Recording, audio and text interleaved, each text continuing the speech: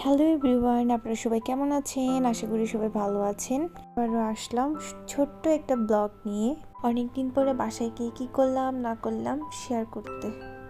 সেদিন বাসায় গেলাম সন্ধ্যার দিকে। বাবা আর লাইলাকে নিয়ে আমাদের বাসার সামনে একটা ছোট্ট লেকে হাঁটতে আসলাম। সন্ধ্যার দিকে এই ভিউটা এত সুন্দর হয়। এরপরে বাসায় গিয়ে বাবার জন্য পোলাও আর মুরগির মাংস রান্না করে দিলাম। আর আমার কিউট ছোট ভাইয়ের বউকে নিয়ে কোরিয়ান একটা রেস্টুরেন্টে খেতে গেলাম। খাবারগুলো এত পরিমাণে মজা ছিল যা বলার বাইরে। সব চাইতে হচ্ছে চাপছেটা বেশি মজা ছিল। খাবারগুলো দেখে আবার খেতে ইচ্ছে করতেছে।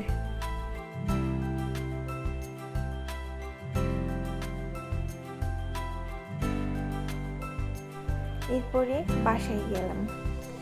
সকালে শিয়ং দিতে যাব বান্তেদের, এই জন্য রাত্রে সব রান্না করে রেখে দিলাম। মাছ, মাংস, কাঁঠাল, যা কিছু আছে সব কিছুই।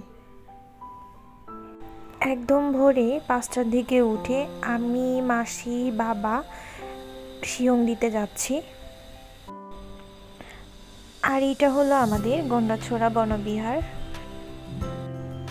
কেমন জানি আমার মন্দিরে গেলে অনেক শান্তি লাগে, ফ্রেশ লাগে, মনটা খুব ভালো লাগে।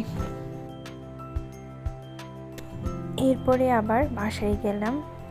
বাসায় গিয়ে এটা হলো আমাদের লিও আর মাইলো। এরপরে ভাত টাত খেয়ে বাবা আর আমি আমাদের বাগান বাড়ির উদ্দেশ্যে রওনা দিলাম। যতবারই যাই বাসায় ততবারই হচ্ছে কি বাগান বাড়িতে আমরা ঘুরতে যাই। এই বাগান বাড়িতে গেলে আমার মাকে খুব মিস করি। এই বাগানটা করতে বাবা আর মা খুব কষ্ট করেছে। আমাদের বাগানে সুপারি গাছ, আম গাছ, বরই গাছ সব কিছুই আমাদের বাগান বাড়িতে আছে। এই যে আমাদের বাগানের বরই এখনো অনেক ছোট। বাগানে আসলে আমার বাবার নাকি খুব ভালো লাগে। চারপাশে খালি ঘুরতেই থাকে, বাবা ঘুরতেই থাকে আমাদের বাগান বাড়িতে। ওই যে আমার বাবাকে দেখা যাচ্ছে। আর আমাদের বাগানের চারপাশে খালি পানি আর পানি। ভিউটা দেখতে এত সুন্দর লাগে আমার। বাগান বাড়িতে গেলে বাবার আর বাসায় যাওয়ার নাকি ইচ্ছা করে না। বাবা অসুস্থ, তাই বাগান বাড়িতে থাকতে পারে না। এরপরে আবার বাসার উদ্দেশ্যে রওনা দিলাম।